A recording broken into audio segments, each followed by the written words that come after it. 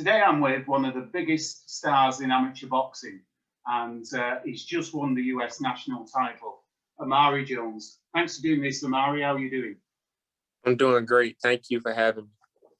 Oh, no, it's a pleasure. Big congratulations on winning the national tournament. And you didn't just win that, you won Best Elite Boxer for the tournament. What did that mean to you? That actually meant a lot, just to, come from the bottom, not ranked, and to come in there and prove that I'm one of the best amateurs. It really meant a lot, I kind of got emotional a little bit because, just the hard work that I put in to get to that point and win the nationals and become, best elite fighter of the tournament. It was one of the best feelings. And how tough was that tournament? Because you come in unseeded, didn't you, to the tournament? And yes. You had to fight 6 times over how many days was that? 6 times over 11 days. So I was actually the only one. I was only one of the fighters that had to fight 6 times, and I won all 6. And you had to fight Angel Perez in the final, the top seed. What are your recollections of that bout? That bout, I felt we had a game plan that's to keep him at my distance, use my jab, which is, really one of my best attributes in boxing. And, just cut him at my distance and outbox him. I knew he was going to come with a lot of skills. And, at the beginning, as you could see, it was a chess match. And I was able to bring the pressure. I was able to move and just outbox him in that match. How did you cope with the pressure of these? It's a big thing to win that national tournament. How did you cope with it? I would say it really wasn't no pressure because, I just, how we train, my team, my dad, my coaches, we was built for just getting the sparring. The people that I spar with nothing but pros, top work. And I knew coming into the nationals, it wasn't going to be anybody that was tougher than the people that I sparred. Now, Omari, about the national tournament there, I watched a few boxers. I've been following Bobby Pettigrew, and I watched him box Abdullah Mason. Bobby had a good tournament. Abdullah was very impressive. And a young boy, Nino McCollum, who was one of the younger ones, and very good. And I saw a few of the fights, and the standard was very high. What do you think of US amateur boxing at the moment? I love the way it was going, the way that they had everything, organized there with, a little change in COVID, because originally it was going to be in December, and the way they adapted to the change and what USA Boxing did to keep all the athletes safe. Amateur boxing is going in a great direction. Now, I've heard you say in another interview that your conditioning was a big factor in winning that tournament. What sort of conditioning, a normal week of training, would you do?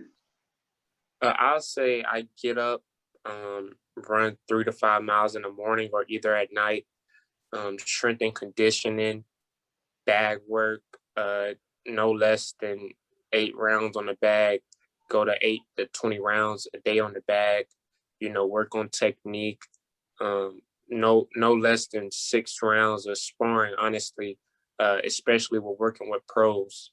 So usually either 6 plus rounds of sparring. So yeah. And your conditioner is former pro Craig Duncan, isn't it? What praise does he deserve for your title success? He did a tremendous job, along with my coach, the head coach, Jason Galarza, and my dad, Carl Jones. We all came together, and of course, like I say, condition always played a major factor, but everybody on my team plays a major role. You mentioned your coach there, Jason Galarza. What are his strengths as a boxing coach? Just taking you to the next level. We haven't even been together a year yet, and what me and my team done, I would say we've been together for about 9 months, and I won the state PAL, and I'm just coming off winning the biggest national tournament. So what we did in 9 months of being together, you're going to expect a lot more from me and my team. The other member of your team who you mentioned was your dad, Carl. What role does he play in it? Oh, my dad, just, man, doing a lot, getting me to the gym, a lot behind the scenes, talking about the future, motivating me, you know, and that's my dad. So I'm with him every day. How special is it to share this journey with him? Very special. We all know where we come from, coming up short a few times, and you know, just being with me every step of the way with the wins and with the losses. Now, I've heard your coach say before that you are a student of the game. Which boxers is it that you like to watch and learn from? I would say Roy Jones, Ali, Floyd Mayweather, Devin Haney, Shakur Stevenson. Everybody say they see a little bit of me, well, a lot of me of Roy Jones and Devin Haney. So, you know, I just try to watch a lot of boxing, especially now that I have world championships probably coming up sometime this year. So I just study a lot of boxing, you know, a lot of international guys that I could be potentially facing. That was actually the next thing I was going to say. You remind me of Roy Jones because obviously he's a fellow Florida person Yes. as well. But you read the range really well, and you're very sharp with those counters, and you have good variety with it. Is he someone you'd loved watching? Yeah, and I actually was able to be at Roy Jones' camp for 3 days as well, and he definitely liked what he saw from me. And he honestly said that when I met him at 17, he said that I could go pro right now, but I'm deciding to wait for the 2024 Olympics. Yeah, he's loved throughout the world, isn't he, Roy Jones? Yeah. Now, you started boxing at 8 years old. Yes, sir. And I always like to ask boxers, Omari, the memory of where the journey started, the first bout, when you first went in that ring. What are your recollections of that? When I was 8, it was very nervous. I would say I was nervous, but as soon as I got on the mitts and, you know, hitting the mitts, and, you know, I was like, you know, I do this at the gym, and I got in there. I think I gave a guy 2 8 counts in my first fight, gave him 2 8 counts. So I know I won. So I won my first fight pretty easily. And I just kept getting used to being in the ring and being in that crowd environment. And I just, you know, think back and like, you know, this is honestly just another day in the gym of sparring with just a lot of people watching.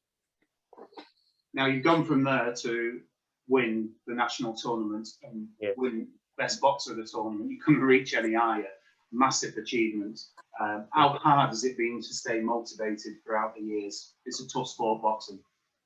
It's honestly not that hard to stay motivated when you love the sport and you're really dedicated to the game. You know, and right now, as I came from the bottom, I was hungry, but now to keep my spot and knowing that I had a bullseye on my back and they want to take my place, I got to train even harder to, you know, keep my spot because I want to be #1 forever. Now, your home gym is School of Hard Knocks in Florida. Sir. Castleberry, is it, in Florida? Yeah, Castleberry, out to my Orlando. I'm from Orlando, Florida, but I train out of Castleberry, Florida. Right. What does that gym mean to you?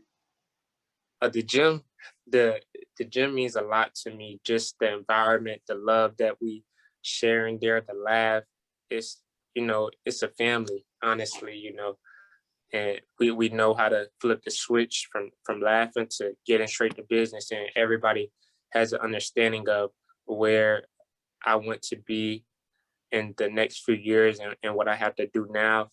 And just what the whole gym, you know, whole goal is to be successful and train hard.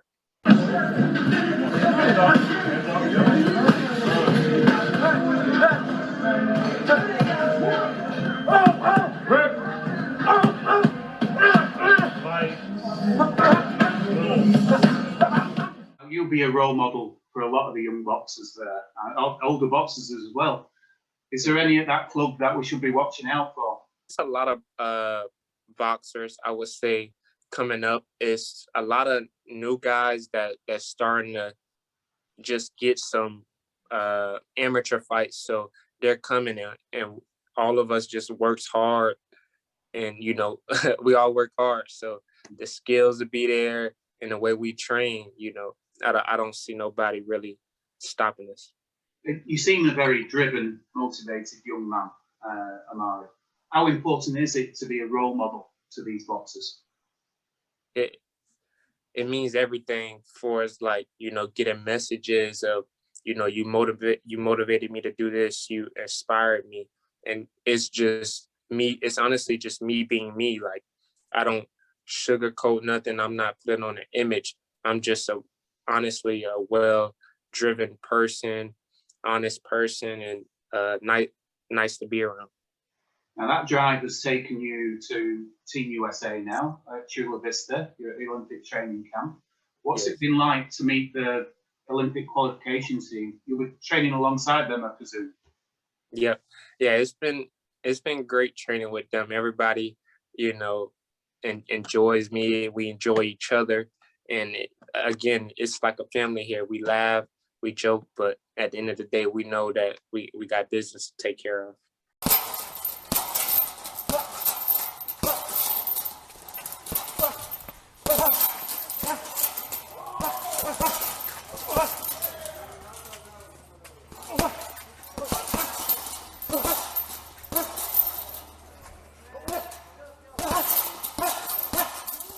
Who's the characters? I know they're all good boxers, but I interviewed a few of them, and Bruce Carrington is a real. He's good at getting that team spirit, isn't he? Yeah. Funny guy. Who stood out to you since you've been there? I like Orville, 178. He's funny, and he works hard. So we had we communicated through messages a few times, but actually meeting him, talking. Like I said, everybody has the same goal, and that's to win world championships and potentially go to the Olympics. And what does it mean, Omari, to represent your country for you? It means everything. I would say almost everything. To know that this was my dream at a young age, and just finally reaching that goal, it means a lot to me. You want to go to the Olympics in 2024. How important is it to that journey, that next phase which you're on now? Yes, that next phase is I would say it's kind of right around the corner. In 2 years, maybe 1.5 years, you got the Olympic trials. 2.5 years, 3 years, you're at the Olympics. Honestly, so just winning a gold medal there, and getting a great deal and turn professional and become world champion. One thing I was just thinking about, this tournament, was that your first bouts as a elite, as a senior fighter? Yes. Did you find it different?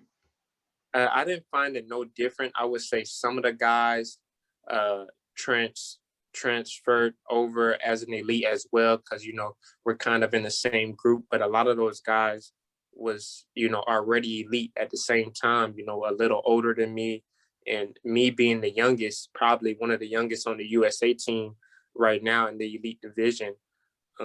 My first time, that just shows you the work that I put in and the great fighter that I am. Now, having watched interviews before, I know your long-term goal is to turn professional. What will be your dream stadium to fight at? Vegas, Madison Square Garden? No. I would say Vegas, like Madison Square Garden. But my main goal it would be to sell out the Orlando, Florida Amway Center in Orlando, Florida, my hometown. Bring it home. Yeah, nothing better than that. Yeah. Away from boxing, Omari, what do you like to do to relax? To relax, just still work out, run. I would say shoot a little basketball. I also have a brand, as you can see right here. I got $1 in a Dream, and I also have a vending machine business. I do school work, so I would say I'm more than an athlete. I also have a business mind and plan to go to college as well. So where did that come from? That brand that you've got a dollar and a dream. I got a dollar in a dream. It just came from me drawing in class, and I had drew it. I was listening to some music, and then I had asked my friend, can we work on this brand, and we drew it up. So the stars just represents me chasing my dreams.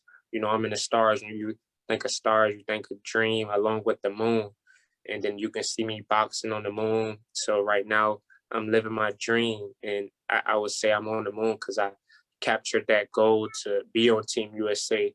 And my main goal this year was really to win the nationals, and I did that. So well accomplished, and I'm just proud of myself as well. It's quite inspiring to hear you talk, Omari. You're very driven. For a young man, you're only 18. You're very driven, and you know where you're going. And it's good to hear that.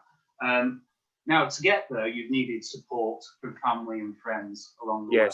How important has that been to you? That was real important, but I gotta say, all glory to God as well. Just praying for this moment, praying every night for this moment, and for it to finally come true. It's a relief.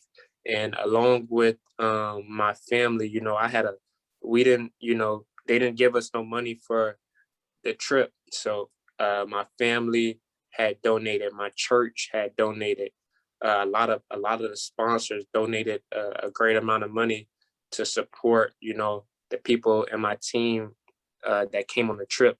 My dad, my mom, and my coach. We had to raise it, pay for the ticket, pay for the hotel, and that's a lot of money. So for us to be down there, for 12 days, we was down there for 12 days, competed for 11 days, and to be down there, and with all the support and love, with people watching me and being inspired, the supporters, is what helped me get here. Yeah, I've noticed that when I've spoken to US boxers in the GB, they have a fantastic setup where they get good money and good funding. Even when you make the national team, those sponsors can be still important to you, can't? Exactly. So anybody out there, get behind this young man, because I'm sure he'll go far. Yes, sir. Finally, Omari, very, very tough sport, boxing. What is it about this sport that you love so much? I love that I don't honestly have to depend on a teammate or nobody else to, make the decisions.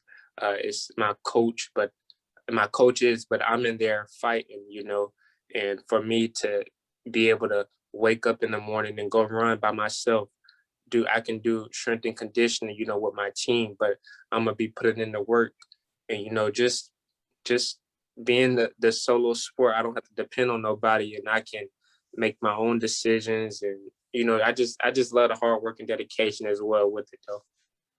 Well, I'm really looking forward. Thank you so much for speaking to me. I'm really looking forward to your journey because I love Omari Jones, and I can see a bit of you in it. So hopefully you'll be the next one, but you'll be Omari Jones. And good luck with your career. Thank you. I appreciate you for having me.